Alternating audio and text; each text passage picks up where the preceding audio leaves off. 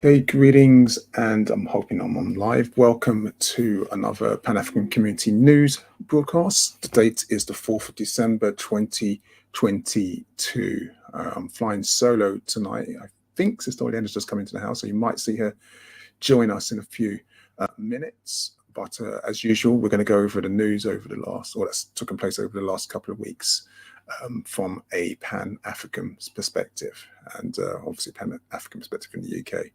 I'm a little under the weather today, so please bear with me if I seem a little flaky. I'll try and get through the whole program as quickly as possible. So, as usual, you can catch us on YouTube and Facebook. So it'd be great if someone can give us a mic check. Just let us know. Just say what you need to say. If there's anything, just to let us know they can hear us okay. But I'm going to, because we're a little bit late starting, I'm going to just keep moving on as fast as possible. But hopefully your end will come on, and we can kind of like keep the interaction going. So what I'm going to do, I can see Sister Oleander is there with us. Greetings, Sister Oleander. Are you okay? Okay, I can't hear her, but I think I might. Sorry, that's my fault. Rookie okay. mistake. Greetings to everybody. Hope you're all okay. Hope you're doing well. Oh, great. Yes, so thank you. So in the studio, ready to go. And I'm going to start, as we usually do, with libations. And the first one is a libation to our sister Mavis Best. Now, our sister Mavis Best joined the ancestors recently this month. Now, she was at the age of 83. She had what they say a good innings. And reason why it's really important that we remember her contributions, because she spent at least some 50 years fighting racist policing and other forms of discrimination with her time, or during her time with us. She was one of those activists who was instrumental in pushing back against the infamous SUS laws, which really saw some of the worst forms of racism on the streets of the UK targeting our young people. So she passed away, like I said, early this month, or last month now, because we're in December, aren't we? So it's the 14th of November. And we remember her contribution, and hope that ancestors are pleased with her work as we are.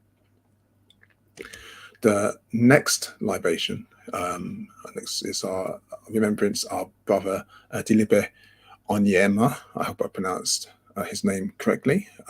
He joined the ancestors aged 71. Now, our brother was a prolific author and publisher. He was a great loss to the literary world.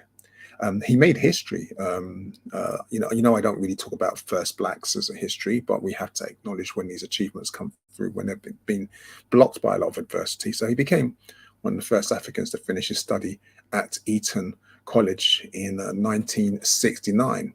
And he dared to expose racism that he experienced at that time. And of course, if you're critiquing Eton, then you're critiquing the UK. And as a result of that, he was banned from visiting the school by the then, what they call headmaster, Michael McCrum. Anyway, the ban was eventually reversed in 2020 by the present headmaster of the school. And, he was an inspiration. He was a literary giant and a great advocate for, and a great advocate for African culture and rights. And it's a great loss to our community. So in that sense, so again, we hope the ancestors, we know they're going to be happy with this work. And we remember. And the final libation for this week is one where we also include historical. We remember is one for the amazing activist Fred Hampton. Now, on the 4th of December, today in 1969, he was assassinated essentially by the Chicago police in their headquarters in Illinois? I can never know how to pronounce that. So just to give you a bit of context, he was the chairman of the Black Panther for self-defense movement in the US. And today, in 1969, 14 plainclothes officers quietly came out of a van with, I think there was a machine gun, there was shotguns, there were pistols, they had a map of his apartment. They were betrayed. There's a film, an amazing film that we watched earlier this year. What was it called? Judas. Oh God, what was it called? It wasn't called Hampton and the Judas. It'll come back to me. It's an amazing film about his story.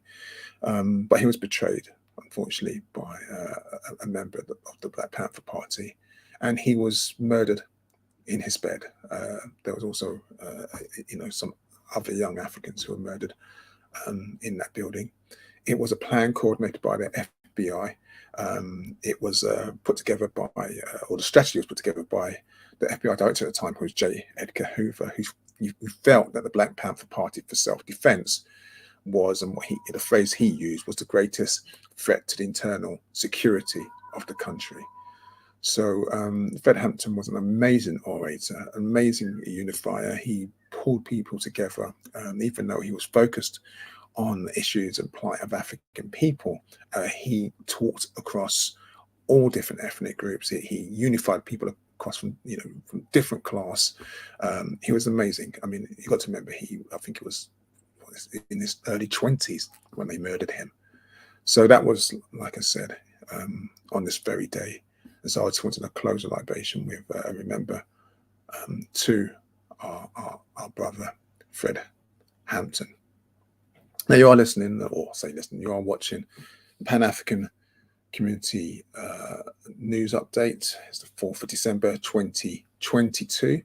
I'm hoping that we're out live. Haven't had any confirmation of anyone saying that they can hear and see us okay. So I'm just assuming that everything is going okay. But if you can, please, we should be going out on Facebook or YouTube. So just let us know you can hear us okay. That would be very helpful. But I'm going to continue going on, assuming that everything is fine. And the next section is going to be dealing with UK politics. So the first story I want to deal with is that of a recent event organised by the Labour Party, where we're hearing some really troubling stories about African candidates and MPs, anyone who's on the left wing, being sidelined and marginalised by Keir Starmer. And that's the leadership. He's the leader of the Labour Party. It's been so bad that Diane Abbott, our sister, has come out saying that the whole event was a PR exercise, and she's criticised the party for excluding MPs like Bell Ribera, Ade Dawn Butler, Clive Lewis, Florence Eshalomi, Marsha de Corva. I mean, these are voices who we know who are working in the interest of our community inside the Labour Party, trying to do the best that they can. And Keir Starmer is actually presiding over this strategy to shift them and to marginalise them from taking part.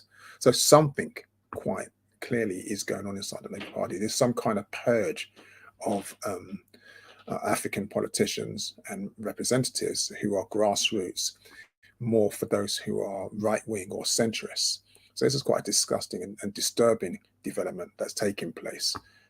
But hey, and welcome to UK Politics 2022. Moving on for that, we have this bizarre scenario where we have, again, another first and quite a disturbing one. So we have James Cleverly, who is actually the first African dual heritage, who's a foreign secretary in the UK. And he recently hosted, presidents of Sierra Leone and around the continent from South Africa for a discussion and a summit about how Britain can form a new relationship with Africa. Now, I mean, we will probably talk about the old and current relationship that Britain has with Africa in a few minutes when we get to some of the other stories. But it's quite strange that we're hearing him talking about wanting to establish a new future, how to exploit and how to find ways to work with growing economies this is very much James cleverly trying to find diplomatic means to continue extracting, exploiting the resources of Africa, even as it struggles to deal with the damage caused by climate change, which is led by the West. So there is much talk from Cleverly and the Conservative Party about wanting to partner with Africa, but all that talk has no detail. It's very sketchy, and it just seems very God, I was going to say post-colonial, but we're not really post-colonial. We're still in the neo-colonial phase. So again, thank you once again for joining us. You're watching the Pan-African Community News update. It's the 22nd. It's the 4th of December 2022. I'm just going through the news that has impacted on us over the last couple of weeks from a Pan-African perspective, coming from the UK. So I'm not sure if you can hear us again. So I'm assuming that we are not going out live, and hopefully this is being recorded, so you probably catch it when it's not live. But if you are with us live, please just send us a quick message on Facebook or YouTube.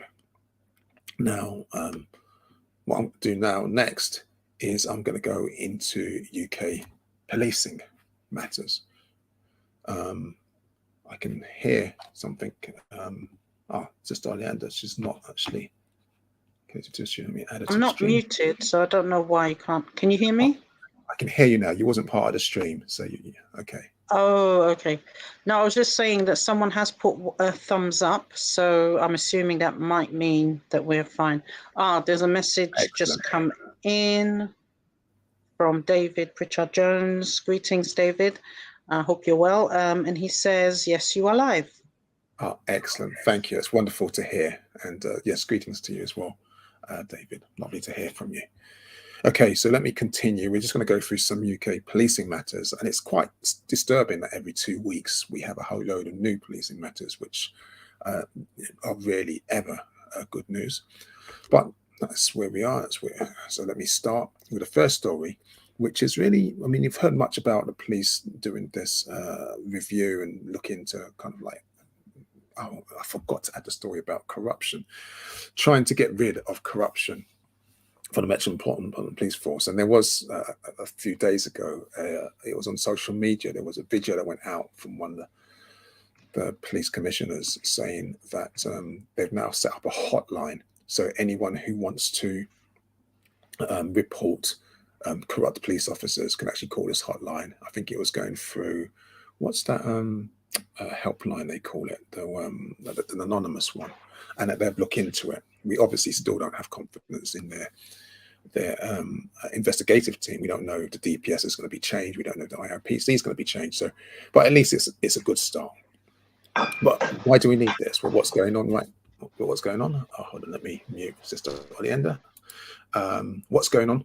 I think in this particular case, we have a story, a strange one, of this officer called Paul Ayling, who posted pictures of himself in what they call a blackface outfit, bragged about grabbing a nurse's breasts, but he's kept his job. So clearly the police seem to be happy with this kind of content. I mean, you can see the image of him there where he's wearing fake locks, and he's just showing a combination of racist attitudes and sexist values. Now, some people might say, well, it's just harmless fun, right? Okay, he's just a police officer off duty. Well, I think this is the discussion that we need to have. What is the level of, the level, the standards that we expect serving police officers to have?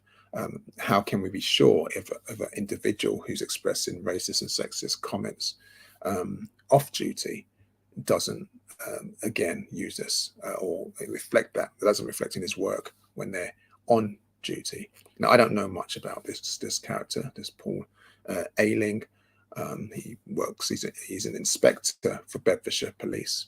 But my worry is that he's an inspector and that he's not just a constable, and that he is someone with authority that finds these kind of images and practices funny. They're not.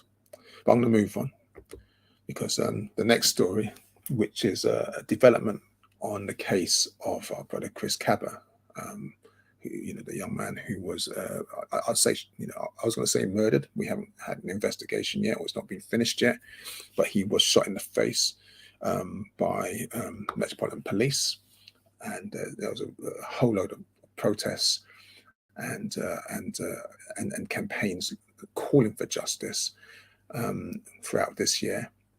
Well, now the latest story we've heard about this is that the police watchdog, this is IOPC, has said that they have been unable to find this high-value watch that he was wearing when the armed officers killed him. Now, this is a really bizarre one, because this watch apparently was one of these designer type things, and so I think it's worth thousands of pounds, but somehow it's gone missing. They did a hard stop on him in South London. They chased him, followed him. There was no flashing lights, so he was just driving around. He's doing his usual business, and they stopped him and shot him dead. And now we know that his property has suddenly gone missing.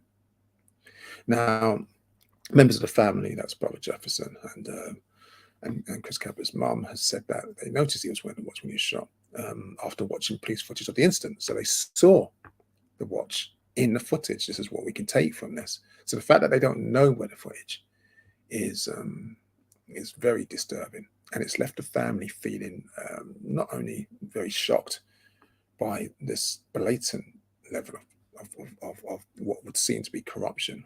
Let's hope it magically turns up, but also disgusted that the police would leave them to have to go through this while they're still having to fight for justice, as well as grieving his loss. So this is the latest update on the Chris Cabba case. The next story, you may remember, took place a little earlier than Chris Cabba, and this was the story of Oladeji Omisho. And I won't go over all the details, but just to remind you that he was the brother who was tasered on, I think it was Chelsea Bridge. And he was clearly in distress, but what happened was that the police, IOPC, sent out press releases, which the BBC then published, just without any kind of analysis or any critique, and saying that he was armed with a screwdriver, so therefore implying that they were justified to use violence to torture him, and actions that led to his death. He jumped over the bridge to escape the pain and died. So now the family of our brother Deji Omisho are actually taking IOPC to the High Court. They're saying that this is, this thing that they're not charging and they won't investigate the officers involved is just basically an injustice. And so they want to, or not they want to, they are launching a test case into this, because they're saying that the IOPC has acted unlawfully in not applying its own criteria about whether to order a criminal investigation or conduct investigation into actions of officers involved in such serious incidents. So the police, just like, sorry, not the police, Adeji's family, just like Chris Cabba's family, has said that the response to the police or the IOPC has just not dampened their resolve. They, no matter what they do, in this case, kind of like just letting the police officers who were engaged in the actions just walk around without an investigation. They're saying that they're not going to back down. They're not going to. It's not going to shake their confidence. They're going to keep pushing for justice. They want their brothers, those responsible for his brother's death, to face accountability. They want those who were involved in that tasering, in that abuse, to actually face their day in court. Yeah, I mean, this is, it sounds ridiculous that these stories are still ongoing without resolution, but that's where we are right now. This is another interesting story. This one, I don't want to say it's had a happy outcome. I'll just say it's had an outcome. Now, there were a couple of brothers, Nicholas and Leon Pert, in their 20s, very young men, both churchgoers, Christians, never smoked tobacco, let alone taken drugs. They were stopped and searched and humiliated outside their own home when the police came and kind of arrested them and left, outside in public for 20 minutes on the streets. Now, the police have finally settled that complaint, and Waltham Forest Council, which is basically where the local authority in the area that they're based, they live in Jinkford, has said that it's going to ask for this urgent meeting with the police about its application to stop and search in their borough. So on one level, it's good that there's been a resolution. The police, I take it, if they've settled the complaint, have acknowledged that their stop and search and handcuffing of these two young innocent men was actually wrong. I've not seen the word unlawful. I've not seen the word unfounded. There was talk about there being some kind of suspect and that there was a drug deal going down. It makes me scared. It makes me think that if I was outside my own home with my two sons, a police car could drive by, see me talking to my sons, maybe taking some out of my pocket to give to one of my boys, and therefore come back with a bully van and arrest us outside our home, and use handcuffs on us for 20 minutes in front of all our neighbours. That humiliation and that stress, it sounds, these are sort of things that should be on films. These should be fanciful things, but this is what's actually happening in London, UK. So that's that story. The next story is a very new one, and I've been talking about investigations into the IOPC. I've been talking about kind of like them looking into, or the police, or failing to look into, or conduct investigations into police officers involved in incidents where people have lost their lives. Well, we just found out a couple of days ago now that its chair, its first director general, this character called Michael Lockwood, has actually resigned now. And he's resigned over some investigations. We don't know if they're criminal investigations. We don't know what investigations are about, but they're investigations into some historical allegations. And the Home Office has accepted his resignation. Home Secretary, that's the crazy woman, Suella Braverman, has said that they're working at pace to the IOC have what's called a unitary board, which is what would you call that? Steering committee is their main board, which he chaired as Director General, which makes all the strategic decisions. So they're looking for a replacement. They'll probably put Trevor Phillips or Tony Sewell in there, but they're looking for someone to take over the IOP's leadership, at least temporarily, while Michael Lockwood is being investigated. He has resigned, so it sounds like he's not coming back. So I think he said it was something, his personal issues, etc., etc. There's just no detail. There's no transparency. We have no idea what this investigation is.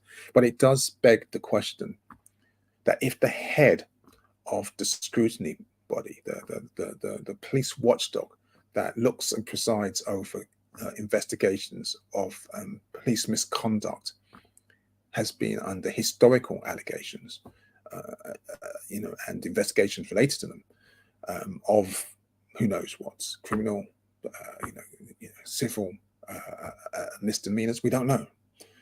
We don't know if it's racial misconduct, sexual misconduct, financial. We don't know. But if he has been under investigation, or if he has had these historical allegations aimed at him, then what's been going on under his watch since 2018? Because the IOPC was formed in 2018 when it replaced the Independent Police Complaints Commission, the IPCC. I used to call it IPCC, what was it called?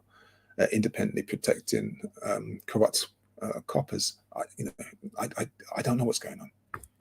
What we now know is that the IPCC was completely discredited. We know that the PCA, the Police Complaints Authority, was completely discredited. And now we know that the IOPC's first Director Governor, or Director General, since inception, is now under investigation for historical allegations. But I don't want to speculate. This is just the facts that we know. More information will come out. Will it mean that we'll have to review all the investigations that have taken place under his watch? Who knows? We'll see what his influence is. But that's that particular story. And the next story, while we're talking about investigations, there was a review into the culture at London's fire brigade, and Nazir Afzal's report has finally landed, And it has found, surprise, surprise, that it's not just in the Metropolitan Police that we see these kind of problems, but also in the London Fire Brigade, there is evidence of misogyny, of racism, and of bullying taking place. They haven't included the word Islamophobia, because that is taking place. And when I say evidence, I'll give you some examples. So in the London Fire Brigade, we've learned that there are now, there have been male officers, for example, who when visiting the homes for safety visits, and I don't know if you've had fire officers come into your house to fit those fire alarms and just do the tests to make sure they're okay. And this is a really good thing, right? Well, some of those officers, while they've been doing that, have been going through the drawers of women looking for underwear and sex toys. That's what they've been doing. We also know that this is not just the fire officers or fire brigade officers violating the privacy and the sanctuary of the homes of the public, but also their colleagues. So female firefighters have actually been groped, they've been beaten, and they've had their helmets filled with urine. This is what's been taking place. This is what this report has shown, the kind of culture that's been taking place there. That's if we're just dealing with misogyny. If we start dealing with the issues of Afrophobia, then there was an African firefighter who had a noose put over his locker. If we're looking at Islamophobia, then there was a Muslim firefighter who had bacon and sausages stuffed in his pockets, and a terrorist hotline sign posted on his locker. So, I mean, this is a London Fire Brigade, right? I mean, I know, what's the name of that woman who was the one who said she'll do exactly the same thing with Grenfell? She resigned in the end. I don't know if she resigned. She stepped down and got a nice fat paycheck. But during the inquiry, I remember she was saying that, you know, she would have done exactly the same thing during Grenfell. She wouldn't have pulled back on the stay put line. She was really insensitive and really, you know, it was right for her to leave. This new commissioner, Andy Rowe, you know, he seems to be sincere. I don't know much about him, but what I do know is that when the Mayor of London, Sadiq Khan, says that this review should be a watershed moment, and he says that he supports Rowe in making the necessary and significant changes to transform the police, to transform the fire brigade and eradicate misogyny and racism and Islamophobia. Do you trust him? Because I don't. Sadiq Khan has said the same thing about getting rid of this stuff out of the Metropolitan Police. He presides over millions, you know, annually. The Police Complaints Commission, not the Police Complaints, the MOPAC, the Police Scrutiny Boards. Nothing's changed under his watch. So he's saying that he's going to do the same thing with the London Fire Brigade. You know, I mean, I'm a bit sensitive over this particular topic, so I won't go on about this. But I don't have any confidence in the Mayor of London and his team doing this. So I can only put faith in the new commissioner being sincere about tackling this. So it's good that we've got a report, but how many more reports do we need? Anyway, you're watching the Pan-African Community News Programme. It's the 4th of December 2022. I'm here in the studio with Sister Oleander. We're just going over the news from the last couple of weeks, looking at it from a Pan-African perspective in the UK. You're free to make comments on, we should be streaming live on Facebook and YouTube. Sister Oleander will take your comments and posts. You can ask questions as well. Apologies, I think we started around 5 minutes late. And I'm going to keep moving on. This section is really one that just deals with general news in the UK. And, you know, you'd have to be, you know, kind of like, you know, completely in airplane mode on your phones, laptops and tablets to not have heard about this recent story, which is the bizarre case where Susan Hussey, a royal aide, has quit her honorary role over, now it says over remarks to Sister Space founder, our sister Ngozi Fulani. But it's a bit more complicated than that, you see, because Susan Hussey is the late Queen's, I'm talking about the British monarch's lady in waiting. And I don't even know if I had to go over all of the details. I probably don't. You should be aware of this. But, you know, there was this whole thing where in the media, there's a big argument about her pushing really aggressively. You know, Ngozi shared this transcript of her interaction with Hussey, where she's asking her, where do you come from? No, where do you really come from? I should provide you a little bit of background context, but I don't want to spend much time on this topic. There's been way too much talk on this already now. It's nothing substantial I can add to it. So the King's Consort, I think they call it, that's the Camilla woman. She was hosting an event for domestic abuse organizations. So that's organizations that support women who are going for domestic abuse. Now, Sister Space is a charity based in Hackney, which supports women of African heritage. They do some sterling work around this topic, and they've been doing so for many years. So Sister Ngozi attended, and it happened on Tuesday, if I remember correctly. So it happened on Tuesday, and from the account that Sister Ngozi has given, from what we've seen on her Twitter feed, she was there. Susan Hussey, this woman, the royal aide, touched her hair and pushed it to one side. And because she wanted to read her name badge, apparently that's, you know, this is kind of like the reason why she did it for. And then there was this really horrid exchange where she just harassed Sister Ngozi, trying to find out her ethnic identity. I'm not going to go through the whole thing there. Now, to its credit, and I say that kind of like, you know, with a level of sincerity, Buckingham Palace has been quick to recognise that what happened was wrong.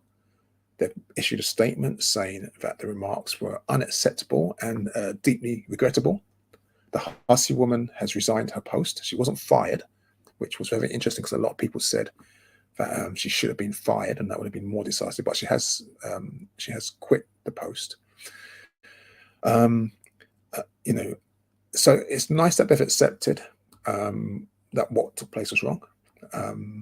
Sometimes, you know, there's a part of me that thinks, well, there was another woman who saw it, an eyewitness called Mandu Reid. She's part of the Women's Equality Party or something like this, and so she's also backing up Sister Fanani.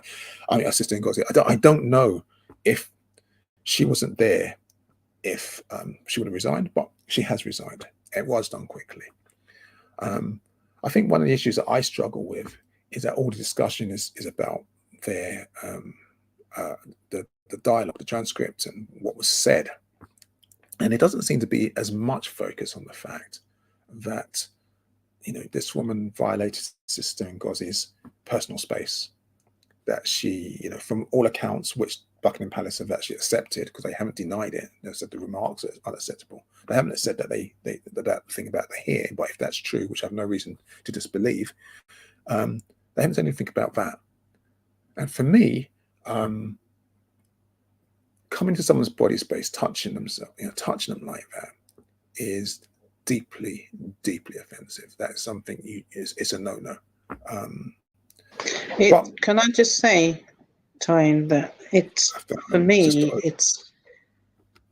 it is completely a no-no, and, you know, many sisters out there have experienced people who feel they have a sense of entitlement to touch you, and your hair is part of you. It comes out of your body, and I feel that this woman, she was supposed to, one of her roles, as far as I'm aware, is to make people to feel comfortable. But she did the complete opposite with our sister. Goodness knows how many others she did that with. And it's just really sad and upsetting. And the last thing I'll say about it is a shame that so many of our own people are just being so negative about Sister Ngozi. She's been working tirelessly, you know, through the night sometimes. Her and her team are working really, really hard and have worked.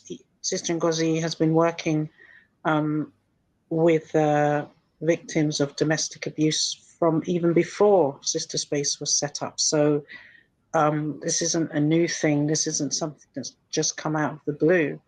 And the whole event there was meant to be about talking about women who have been abused. And I think it was 16 days of this event. And somehow it completely has been overshadowed by this incident, which really shouldn't have happened in the first place. My heart goes out to Sister Ngozi and her family. Well, no, I totally hear you, and I think actually, can you turn the volume down a little bit, Sister Orlando, if you don't mind? There's a little bit of feedback coming on my side. That's great. I just find it really disturbing that whilst there's been analysis of the racism involved in this, the fact that the royal family as an institution clearly has a serious issue with racism, and it's at all levels. We've seen that. I'm not going to rehearse all the things that have been said. What I find bizarre is that this was an event about domestic abuse, and yet here we have a woman who physically violates the personal space of a guest. She's in authority. Let's be clear about this. This is a member of the royal entourage who's in a position of authority. She violates the personal space, touching the hair of our Sister Ngozi. And the media picks up on this, race baiting or race card angle. And no one seems to really, not many people want to focus or include the focus about this actually undermines exactly what they said they were celebrating. It very much makes me look like these kind of events are photo opportunities. I mean, I clearly wouldn't have even gone to Buckingham Palace in the first place, but the fact that this focus is not about a learning point. There's no learning point about actually what do you not do when you are a level of authority and you are supposed to be hosting people, because this is what domestic abuse is, right? It's about authority and power. It's all about words. It's all about, we're hearing about age. We're hearing everything else about this, apart from it's actually being abusive. And I think the only person who's talked about the trauma side of this and the abuse side of this really is Sister Ngozi herself. But like I said, there's loads and loads. I don't think we need to rehearse this. There's loads and loads and loads of media footage and coverage on this. But it has been a big story.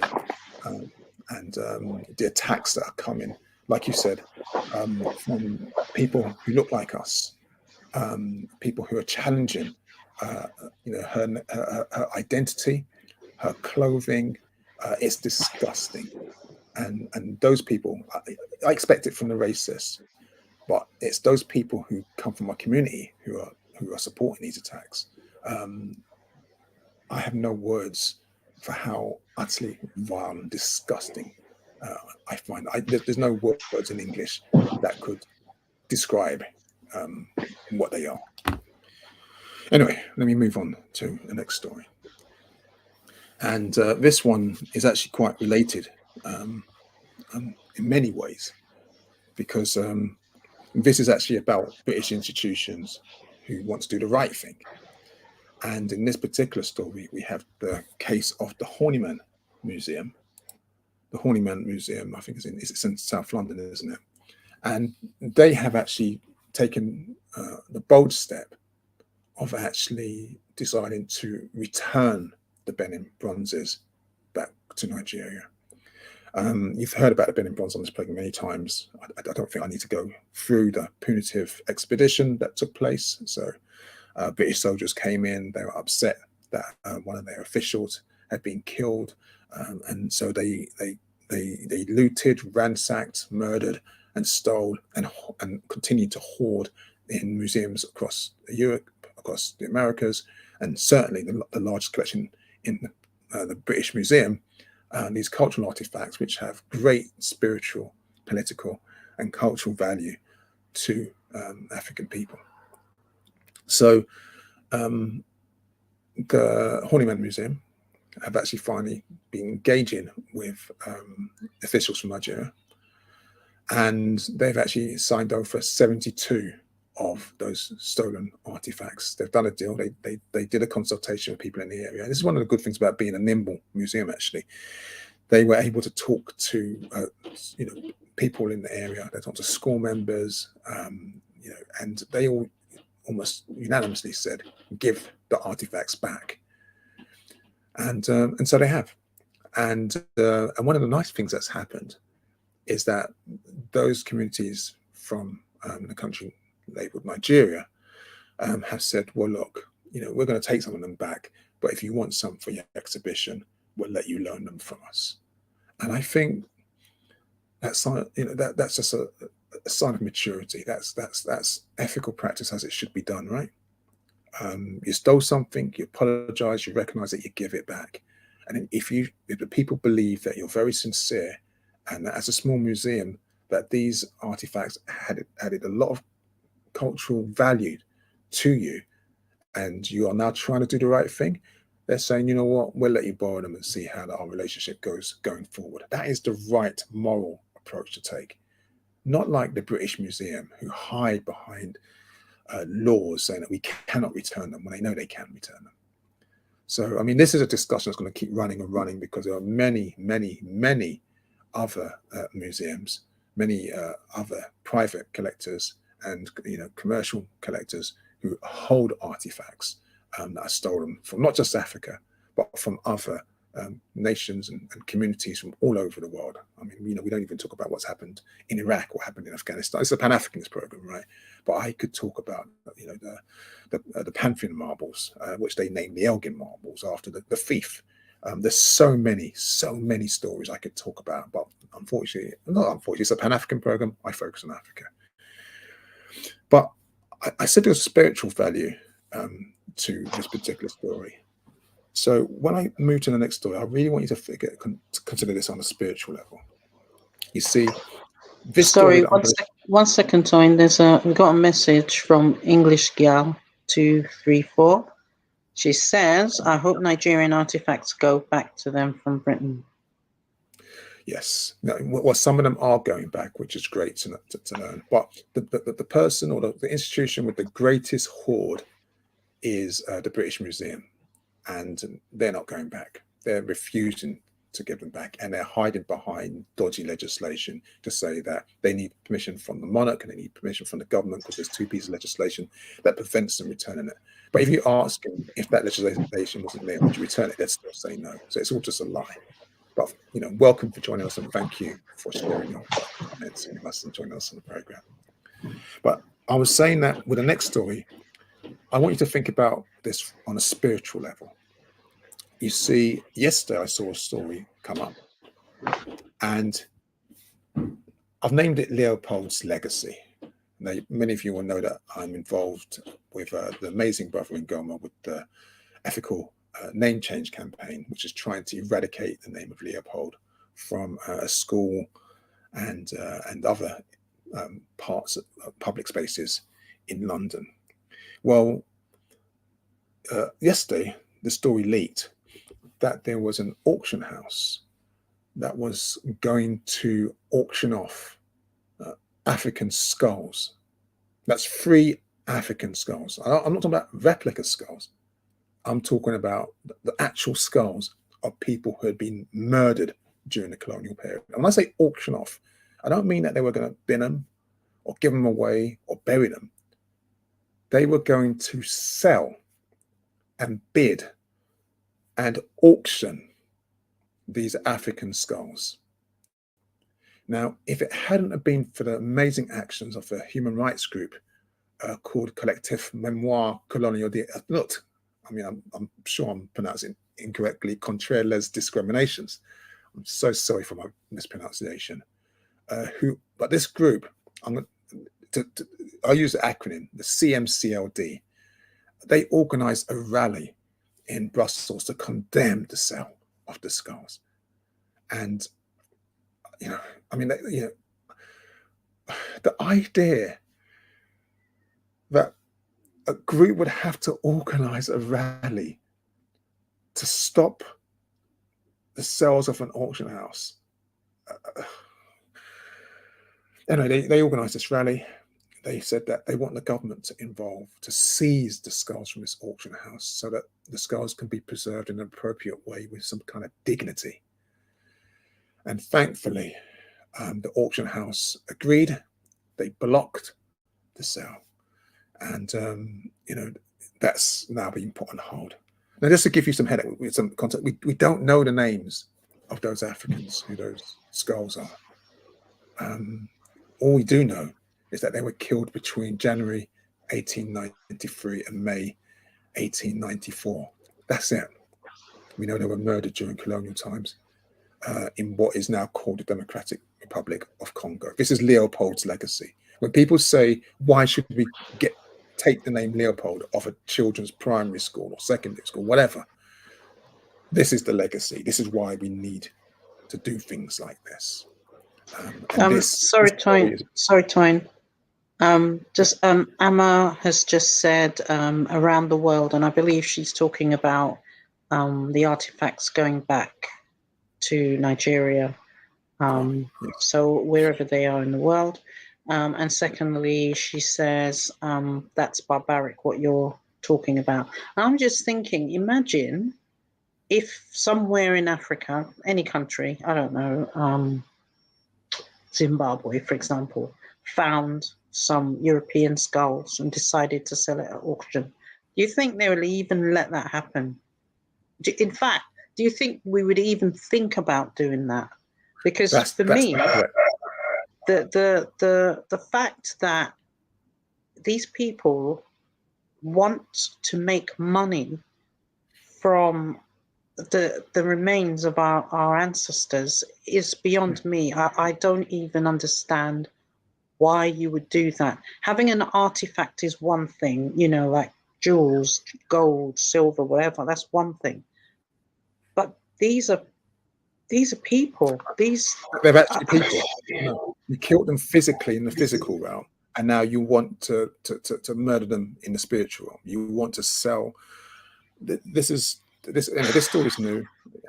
I only heard about it yesterday. This is where we're at.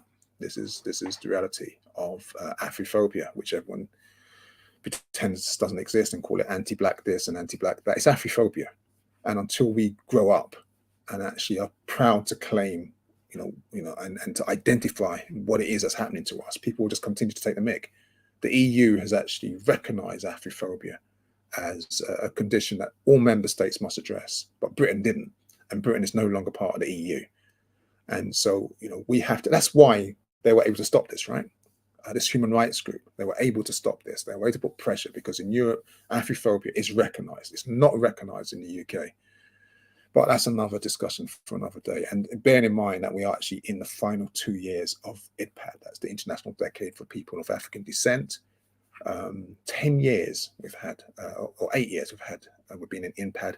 And Theresa May, I remember when she was asked, what is the British government going to do for IDPAD? And her team said, nothing, we haven't planned anything, we're not doing anything. They stayed true to their word. They still haven't done anything for the International Decade of People of African Descent. There is a delegation from the United Nations coming in January who are going to investigate issues and create a report.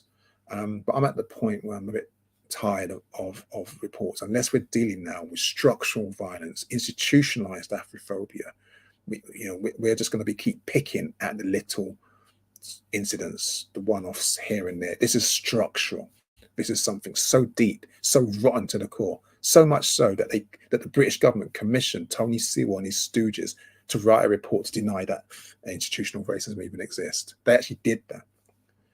But let me move on. I'm sorry. It's just all in. Are you saying something? I can't. Hold on. I think you might. Sorry. Yeah, another comment from N, and it says Belgium, no surprise or shock there.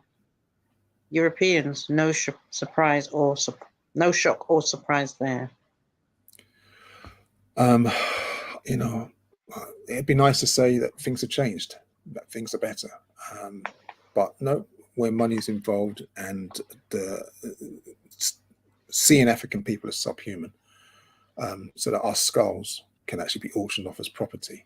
Maybe to put on, I don't know, on a shelf on a mantelpiece. I don't know why somebody would auction and why somebody would buy. This is where we're at right now. I'm going to move on because unfortunately the stories don't get much better until the end. So the next story is a slight positive development. This is the Wellcome Collection, and what it's done is that it's closed its Medicine Man gallery, and this is a good story in that level. The exhibition has been in place for several years. I think it's been a permanent exhibition, but after a few years of research and reflection, the Wellcome Museum has said, actually, no. What are people learning from this collection? What are they learning from this exhibition? We are just pushing racist ideas out there. And so they've actually done the right thing, and they've closed down this exhibition. It's no longer a permanent exhibition, and they're having or hopefully they're having some sort of discussion. I know they're having an internal discussion, but hopefully they'll have a wider discussion about what they should do and how they should move forward ethically in the future. So this is a good thing. The reason why I say bad news is because, of course, whenever a museum engages with some kind of ethical practice, the torrent of racist, Afrophobic abuse that comes over social media is off the hook. The attacks at the Wellcome Collection, people saying that we're trying to delete history. It wasn't even us that did this. I suspect that the African curators involved in that discussion, you would hope so.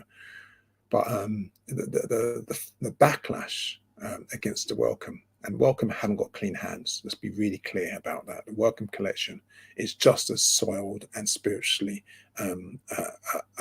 tainted as the British Museum's collection. But at least they're starting to do something about it. So when people think that it's impossible to do something, we know that it's not true. So this is the story that's taking place. That's the Wellcome Museum. And if we internationalize this story, if we take it to its well, I won't say its natural conclusion, but we take it to another domain, then, if you remember, Barbados took the amazing step to become a republic a year ago, after it removed the British monarch, was Elizabeth, as its head of state.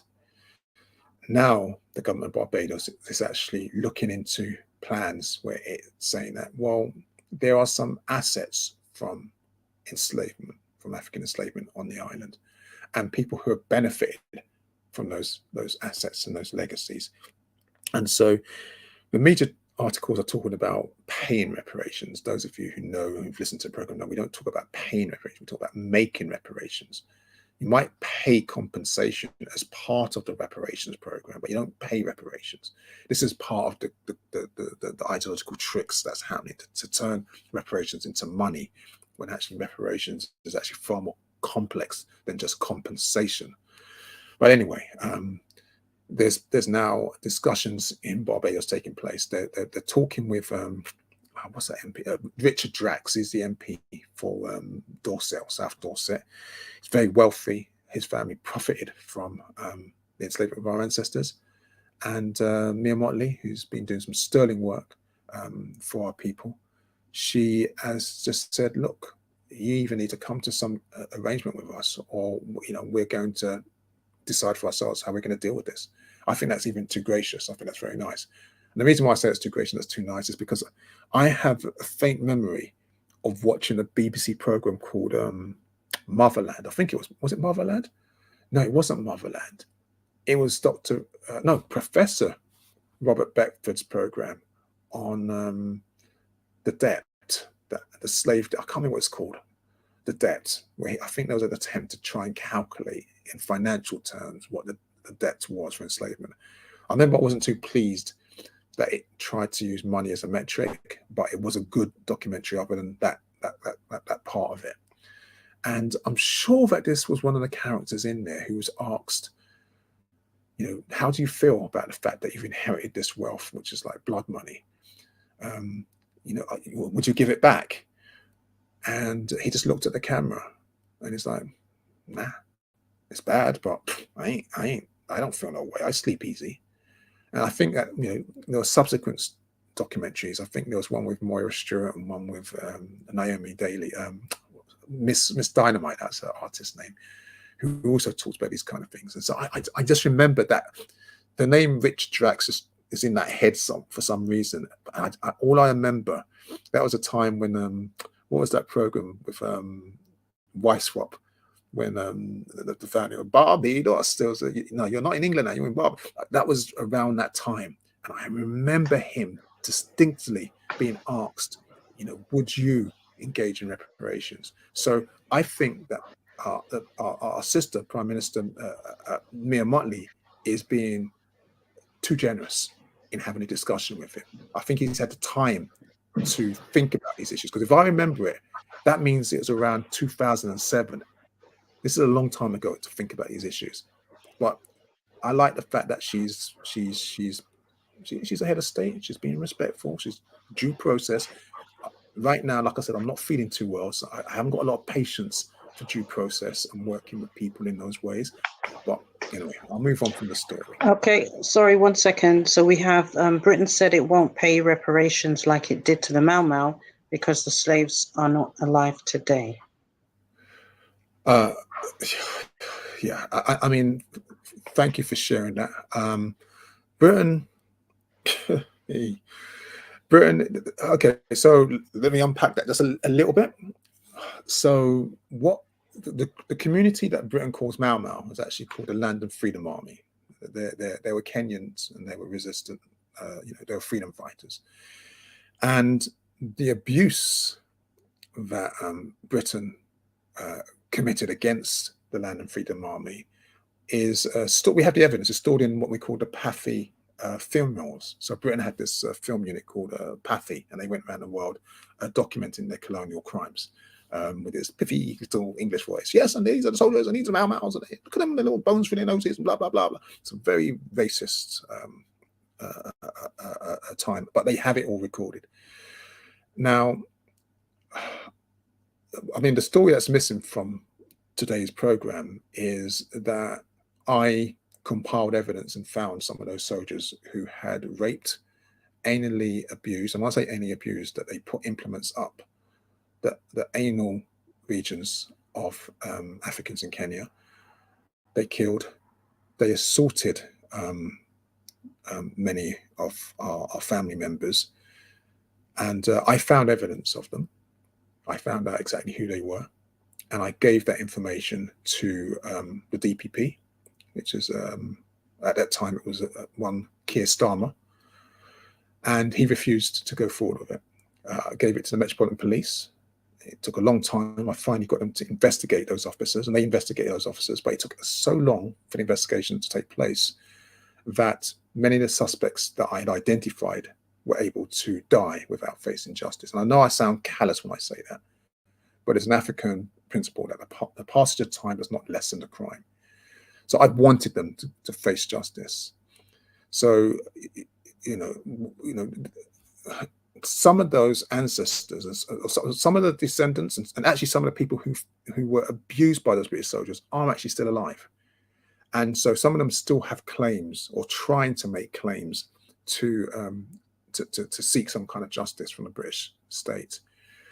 So what the British government has done is they are passing rapidly, and it will happen in this parliament, legislation which puts a stop to the prosecution of British soldiers after a certain period of human rights abuses. Now, this will mean, just to clarify, and I'm sorry I'm going on a bit too long, but it really triggers me. It really makes me angry, because this is what Legali was set up to do, not just to talk, but for action. And anyway, so the reason why this is a problem right now is, I mean, you might have seen a couple of days ago on the news, there was a case about a young Irish boy who had been killed by a British soldier during the Troubles. Now, what happened was that there was a young British soldier. He had a gun. It was cocked. It was armed, and he shot the gun. It was by accident, but he shot and killed an innocent bystander. The family tried to prosecute the army, tried to get justice, and it was blocked at all stages by the British government. Now, what's happened is that it's taken that family years and years and years of campaigning and fighting until last week, or this week that's just gone. I saw a news story where I saw them in tears. The mother and father of the boy who was murdered have passed, they become ancestors, but the family finally saw a report acknowledging that he was killed unlawfully. And none of the people who, none of the family, none of the, are alive. I mean, none of the, the immediate family are alive to see this day.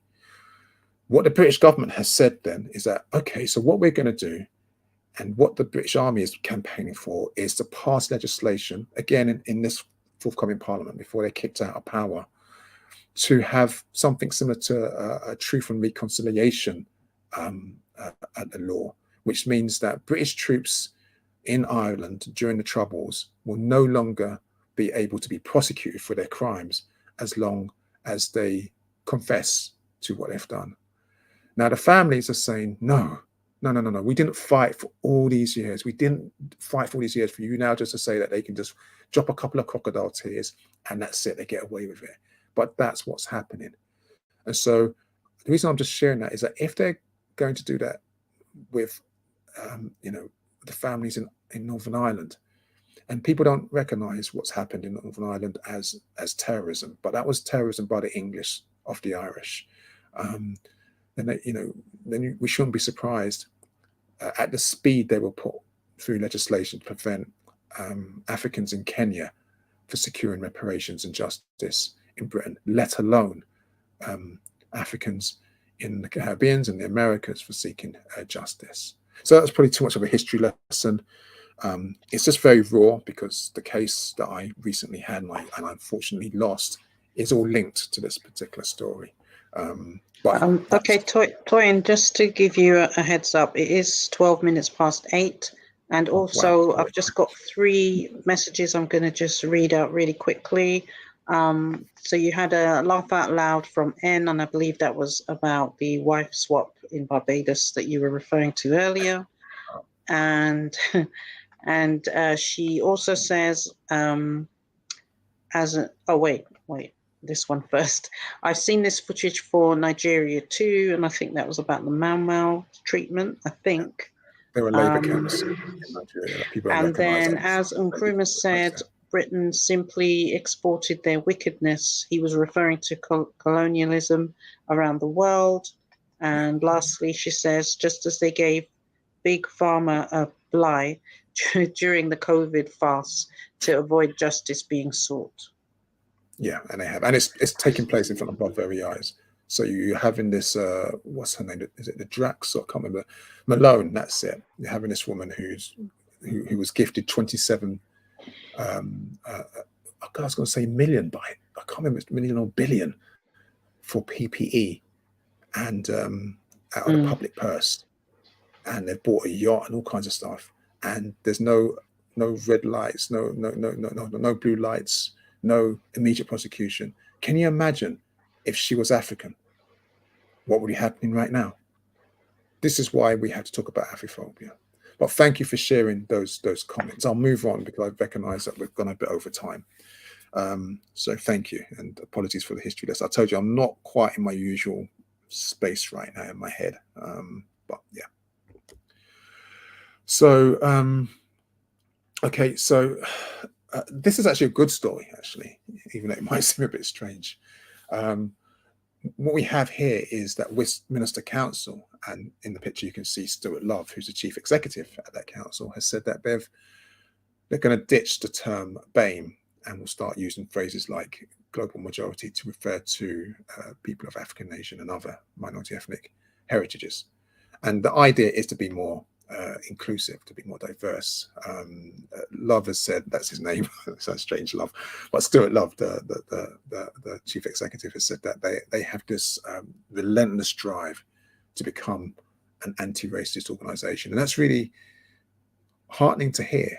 We had to hope that it's not just lip service, because we've been here before.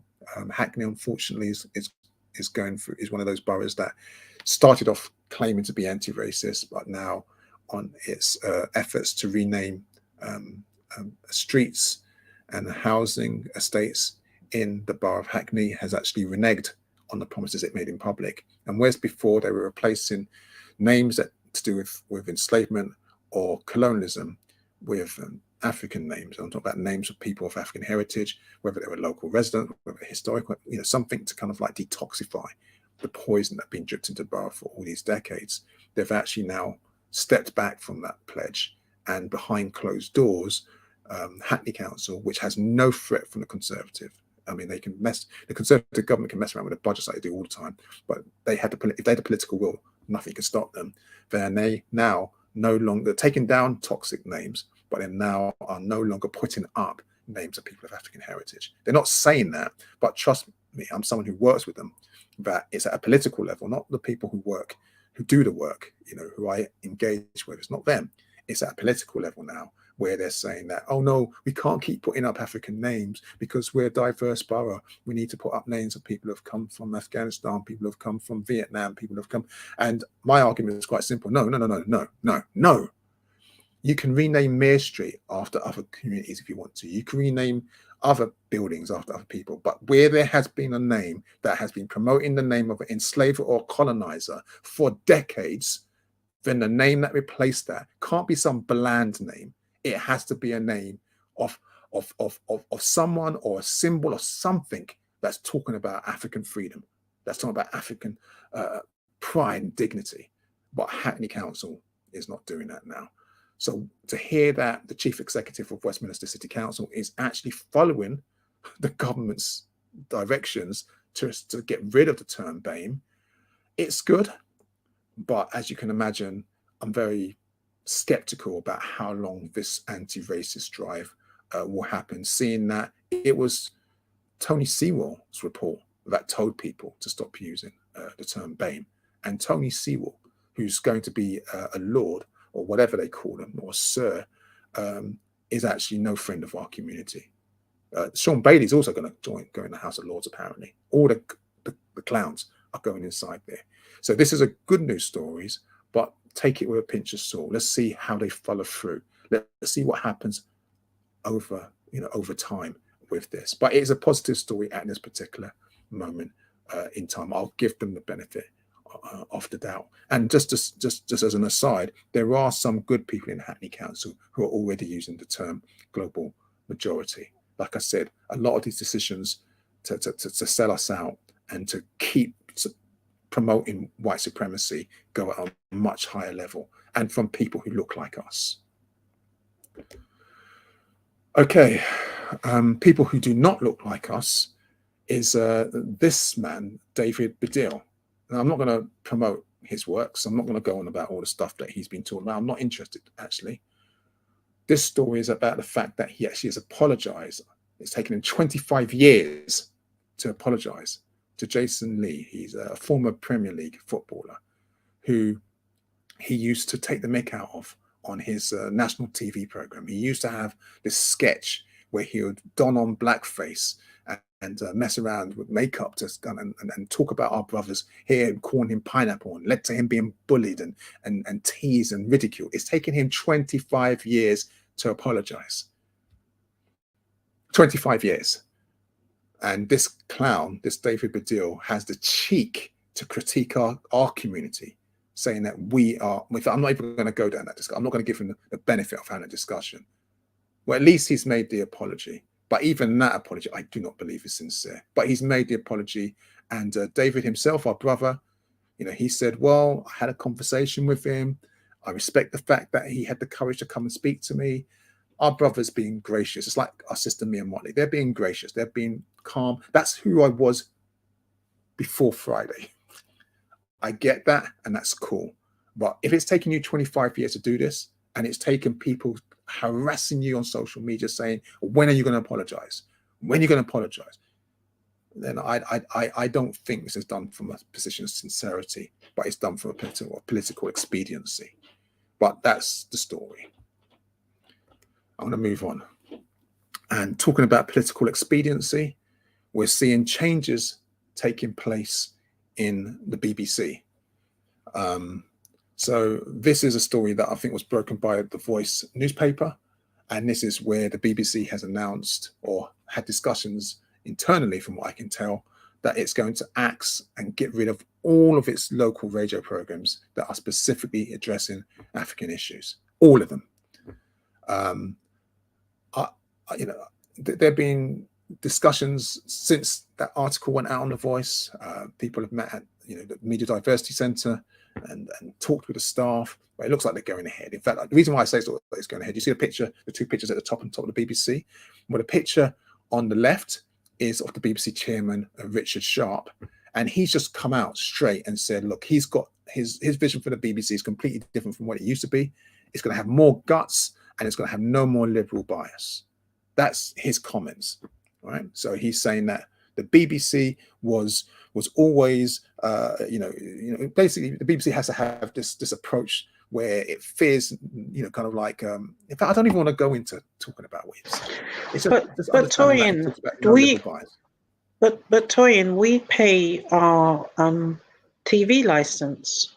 That's right. We're stakeholders. So if they get rid of, and the majority of our people are in large cities and towns, and we so happen to be in London. So if they get rid of all of it, why should we continue paying it? We're supposed to pay for something that actually benefits us.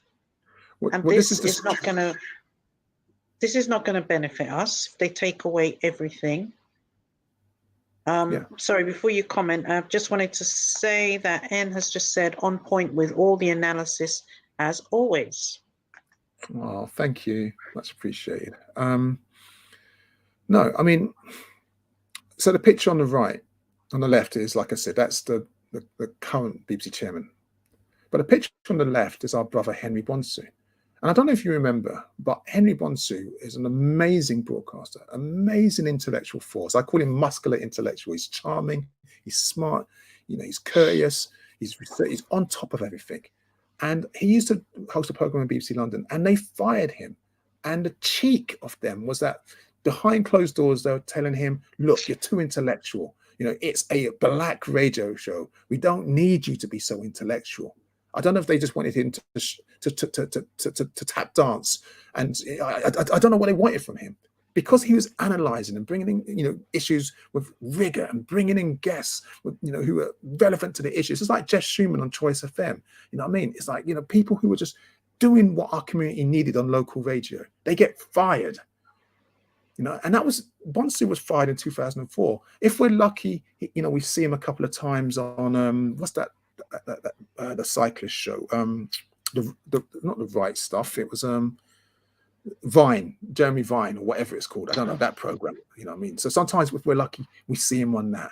But Henry Bonsu should be on every day. We should have a channel like we used to have back in the day, which is, talks about our concerns, which is, I think, what did we have? We have Ben TV, we had Arise, there were so many. And one by one, they started to disappear. So we have nothing that articulates our concern. And simultaneously, we have this nebulous concept of anti-racism, where we don't need to specify or to deal specifically with the issues of people of African heritage, because, we deal with everybody. If I not bleed, in my blood not black. I'm colorblind. We have all this nonsense. But, the simplest argument I can give you, it's like me saying to someone, I have cancer, can you treat me? And then, going into hospital and saying, I want a specialist who's dealing with prostate cancer. And so I'm saying, no, you don't need a specialist cancer doctor. We all are doctors. I extract teeth. I'm a dentist. I can deal with your cancer. It's just the same kind of stupidity. We need to be specific. And what those programs did was that they addressed our issues specifically with journalists who understood the issues, who researched the issues, who looked for solutions, who had the competency to go into our community and find the voices and the actors that were doing the work. And now the BBC is getting rid of all of them. So, I mean, if I sound vexed, because we used to run the Yansapo radio program, and I stopped, and I just feel like, my God, I can't come back to all of that. I can't do all that work anymore. I'm just tired. But we need to, something's got to give. Let me move on, because time is running. This is probably one of these long ones again. I didn't intend it to be that. Sorry. So this is another story. This is, what can I say? I mean, it was only a couple of weeks ago that I shared the story about our young son, Iwab Ishak, who passed away in December 2020 from a respiratory condition caused by mold in his home. He was 2 years of age. 2 years. Well, here's another story, because hey, it's like things are getting better, right? So this is our sister, Latricia Gardner. I'll say thankfully there wasn't a death in this particular situation.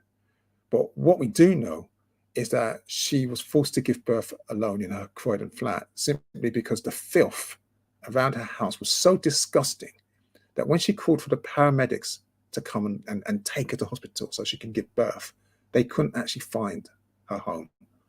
And you might be thinking, well, maybe the Google Maps wasn't working. No, they couldn't find their home, not because Google Maps wasn't working, but because where she lives, outside her home, the emergency services had to navigate addicts who are shooting up drugs, having sex on the street, who are pooing on the street. In fact, her son, her 11-year-old son, has to walk past this feces outside her house there. So what happened was that she called them at 8:20 in the morning. She had her umbilical cord swinging, and she had to go out and help me, I'm about to give birth. They were lost for nearly 20 minutes. They couldn't find her because the conditions outside her house was so horrific. The poverty was so disgusting that she herself had, she had to go out and find a drug dealer who showed emergency services where she was. This in 2022. This is Britain 2022. Brexit Britain. Yeah, this is what took place. Google the story. I can't give you any more details. It's disgusting. Sorry, Toyin. There was just one more. Oh, that was such a horrible story. Anyway, so N just says exactly on Bonsu, the same was done to the real McCoy. Oh, I love the real McCoy. I love the real McCoy. Satire, comedy, on point. Felix Dexter. Oh my God, that was, yeah. And then we end, let me not even go off. Just like I said, I'm not at my best today. Thank you for the comment. I don't know if it's a sister or brother, but either way, thank you. You're on point with that. And thank you for that reminder. Real McCoy was a cultural tour de force. You could laugh and learn at the same time. I think Brother Leo Muhammad called that phrase I use, edutainment. I love it, edutainment. Yeah. We really need that. So this is the last story in this section. This is a story of Fatima Haidara. She was 28 years of age, and her children, she had 2 children, Naima and Fatima. Naima was 1 year old, and Fatima was 3 years old. And they passed away. I shouldn't say passed away. They were killed. They were murdered. I think it's a former. I don't know what the situation is. So I shouldn't speculate. I don't know if it's a neighbor who some people are saying has a history of racism. I don't know, so I'm not going to speculate. I'm just saying that these are the kind of things that are going around. What we do know is that there's a fire set in our house. The police are investigating as a homicide. A 31-year-old has been arrested on suspicion of murder. I think he's still in custody. I haven't seen anything to say that he's been released. And these 3 beautiful souls join the ancestors. Her husband was, I think, in New York or he's in America somewhere. He came over. I think he's come back now, but I remember he, seeing some news report. He's heartbroken. They were actually trying to escape Britain. They couldn't take the racism. They couldn't take what was going on, but obviously it didn't happen in time. We don't have much news on this. We don't know if the man's going to be charged. But what we do know, like I said, is that these innocent souls were deliberately set on fire in their home. And yeah.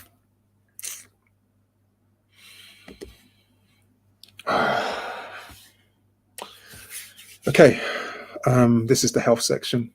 You're watching Pan-African Community News Update. Date is the 4th of December 2022. We've only got a few more stories to go through. Apologies that we're running a bit late over time. Probably shouldn't have done this today. Hopefully it has been helpful, but I'll continue on. And yeah. So the first story is a good one. In many ways, this is a story about a breakthrough with the treatment that's been made available in the NHS. It's a drug called, I can never pronounce it right, crisalenthibump, something like this. It's one of the first new treatments in many years. There has been some others, but this one is said to be less toxic than some of the others. For sickle cell, it's been tested on 180 patients and more, counting. Now, a study that's taking place has said that it seems to be able to reduce A&E results, A&E visits by 40% for those of us living with sickle cell. We've spoken about sickle cell many, many, many times on this program.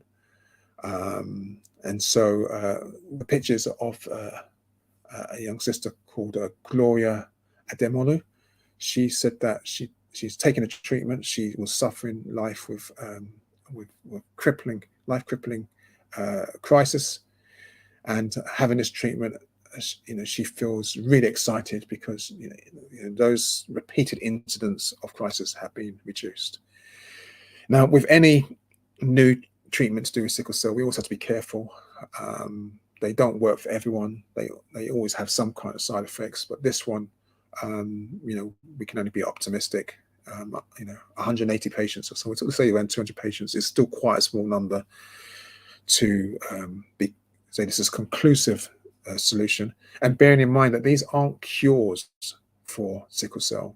These are treatments to make it easier to live with them and to reduce some of the pain that people who live with sickle cell are going through. But it is a positive story so far. And I'm happy that Gloria is excited and she has some kind of hope for the future.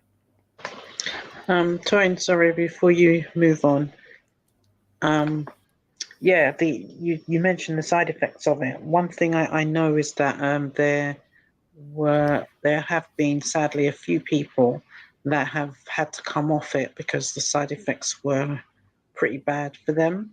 One of the side effects that I know is that it does make things worse for the first few months, so people can get more pain. So it gets worse before it gets better, but some people just couldn't handle the severe pain that they were going through, so they had to come off it. And sorry, there's another message from N. Brother Toyin, I remember Matthew 25 House and St. Dominic's. It's a drip process. I always give thanks for your works. That was the previous slides. Thank you. I appreciate that. Thank you. That's some time ago. Thank you. So the next story is one of our sister Ginny Wanjiru. And this one is a historic one. I say historic one, but I mean it started during the pandemic, but it's led to a good outcome. And this just shows you why. Sorry. This is why we have to keep going on, and we have to keep doing this stuff. I mean, this is a simple story. This is just about people during pandemic who were going into hospitals, scared for their life. Coronavirus kind of like taking place, and when at their most vulnerable, because nobody knew how to take care of their hair, it was being cut off. And this was affecting African patients, Asian parents, many people who had hair that's slightly different, but mostly African parents. And so people at their most vulnerable were just feeling their dignity just being stripped. Anyway, this sister, she worked at Guy's and St. Thomas. She was I think she still is an intensive care nurse. And she always tried to pay attention, not just to the physical health of her patients, but also their well-being, their health, their skin, all the things that make us feel good, that make us able to cope when we're going through hard times. Our dignity, you know, sometimes it's just being listened to, or going for a walk, or someone talking to us. And so, despite all the challenges that were taking place, despite all the limited equipment that was taking place, and especially the fact that nobody was really thinking about the impact of people from minority communities during that time. We were saying that disproportionate numbers from minority backgrounds were being disproportionately represented in these COVID figures.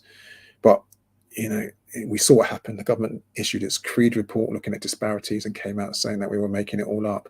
Well, what she did, and I know it sounds really simple, is that she just decided to start bringing in hairbrushes and combs into work.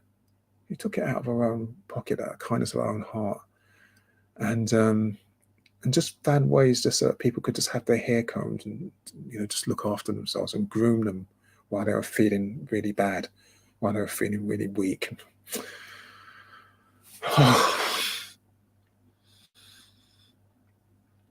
Sorry.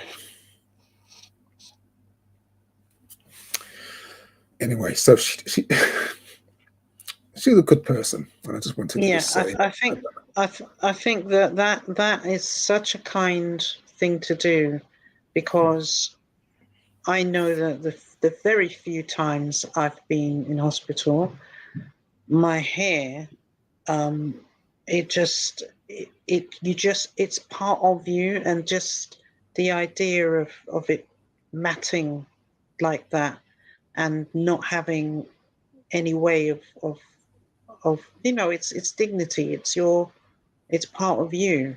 And I think that what she did is just so nice, so good.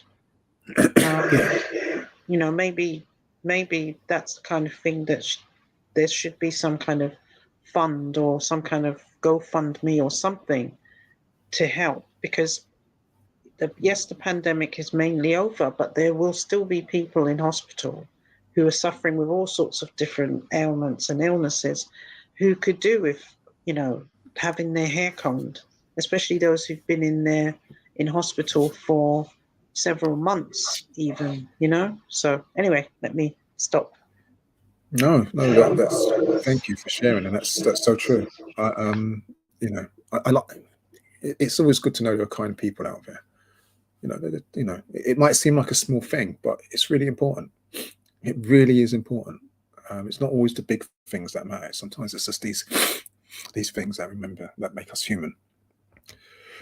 Okay, so I'm going to close the program as I always do with a few good news stories. I wish we had more, but let's be thankful for what we do have to share.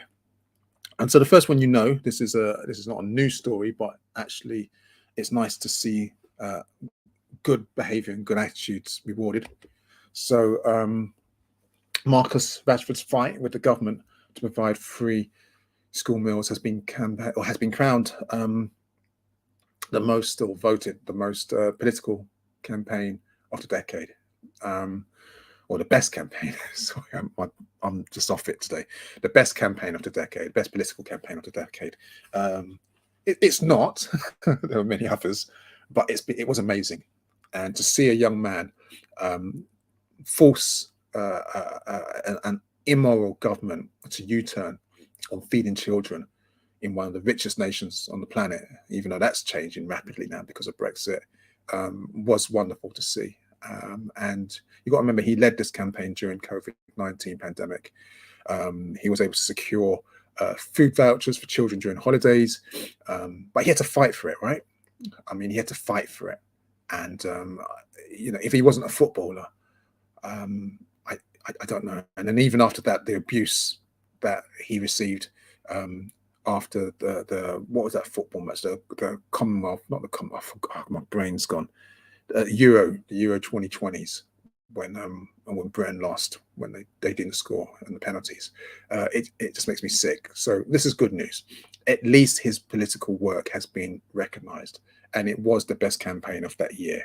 It was amazing example of what can be done when somebody with a media profile, uses that media profile to do good. And I hope that all of those people who started speaking up after George Floyd's murder during 2020, June 2021, don't just go back into the background and forget their voices, because no, nobody's talking about racism or Afrophobia, because that's always what tends to happen. So, well, this is a good news. So I'm going to keep it positive.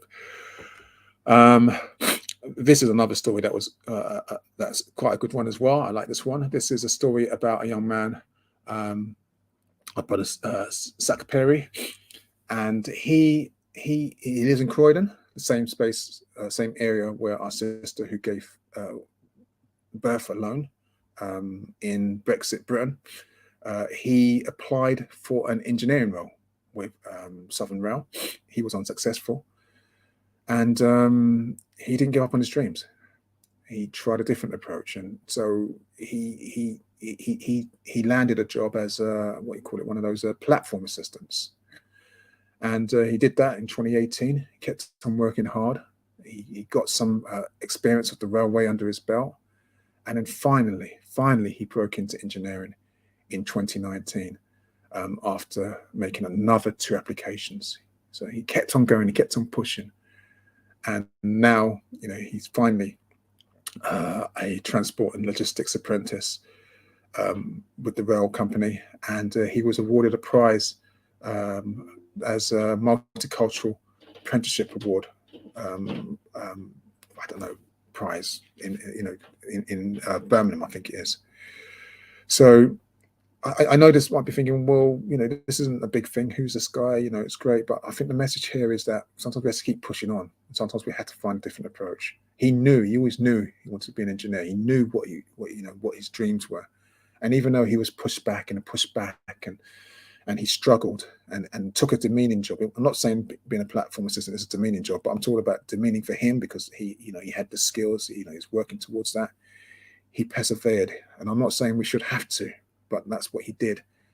And after a couple of years, he finally has emerged on the path to what it is that he was always wanting to do. And it is a struggle, and it is disgusting that we should still be saying that African people have to work twice as hard to make their way in this world. I think it's actually quadrupled that now. But let's reward our brother Zach Perry, and that's why this is a good news story. Maro Zach Perry winning this award. And the final story for this week is that of our sister Dorcas Guata, and she is another nurse.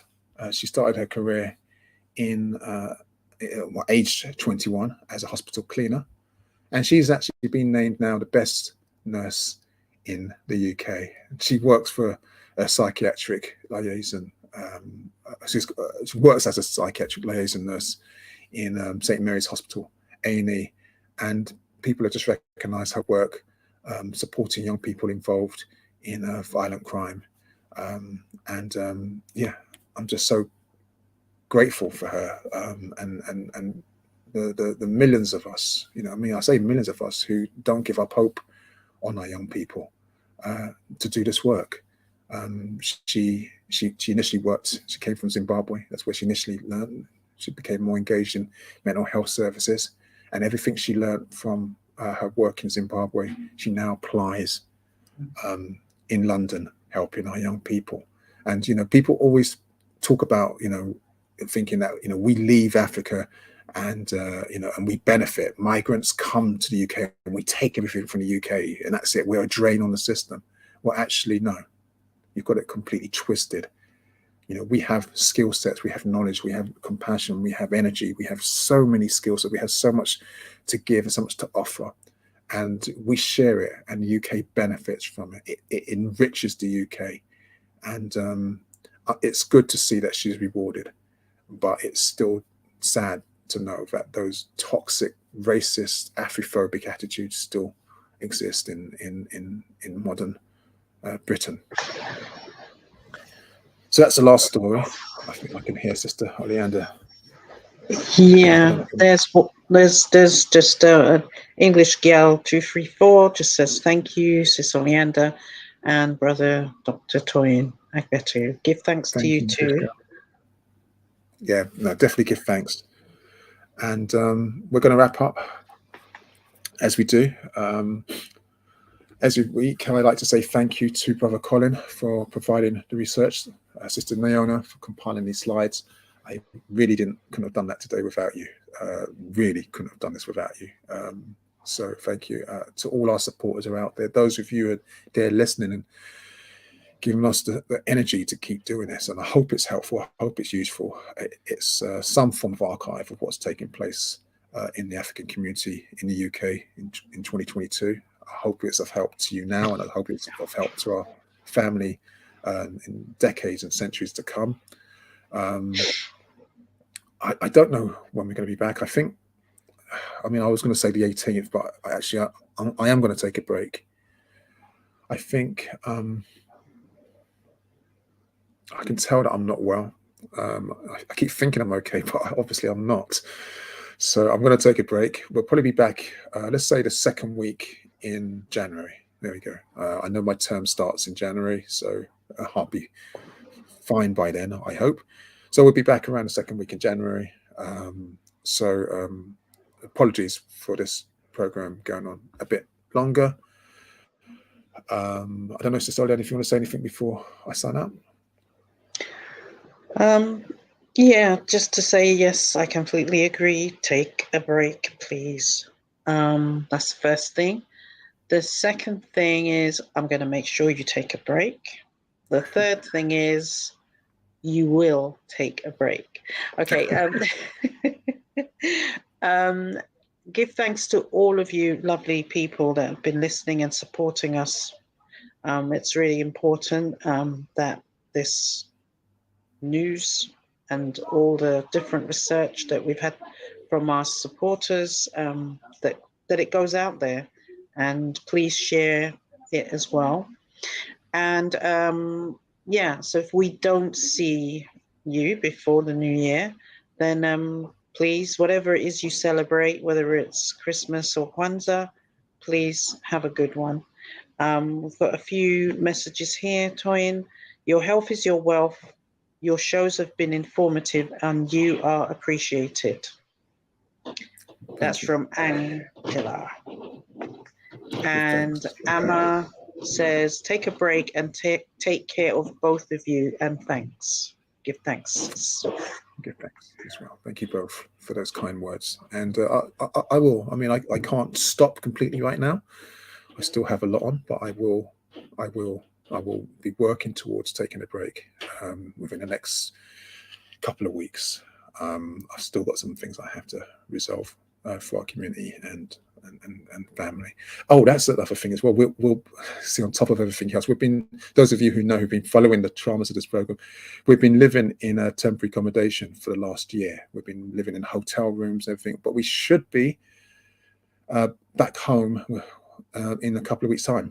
So I mean, it is good news. It is completely stressful, and we've been living in boxes out. It's been crazy, but we should be back. So in January, hopefully, we won't be here. We'll be back home. It probably won't be tidy. So he's put up with that. But yeah, I just thought I'd share that with everyone. So give thanks for that. And there's one more message from Sister Dr. Sandra. Glad to learn you'll take a break. Love you both. Love you too, sis. Yeah, thanks, Sister. I appreciate that, Sister Doctor. Okay, so like I said, we'll be back in January sometime, probably the second week in January. I'll make sure it coincides with our normal routine. So if you have this in your calendar, it will fall on whatever is the second week and the nearest one towards that. I don't know the exact date that's going to be. Whatever you do, please be careful, be safe. Watch out for yourself. These are really strange times that we're in right now. A lot of negative energy. We know the bills are going to escalate. We know that our friends who claim to be our friends are not always what they seem to be. So we've got to take care of each other. And I just want to thank everyone who's reached out to me. I know I haven't responded to everyone yet, and I haven't read everything yet, but everyone who's reached out to me to give support, don't do what I do. Take breaks. Don't work yourself until you are at this stage. It's not healthy, and I know I'm being a hypocrite. I apologize for that. Yeah, just thank you. Just thank you all. Yeah, it's been a blessing. It always is. And I'll say, may, as ever, may the ancestors continue to guide and protect us all. Ashe. Ashe.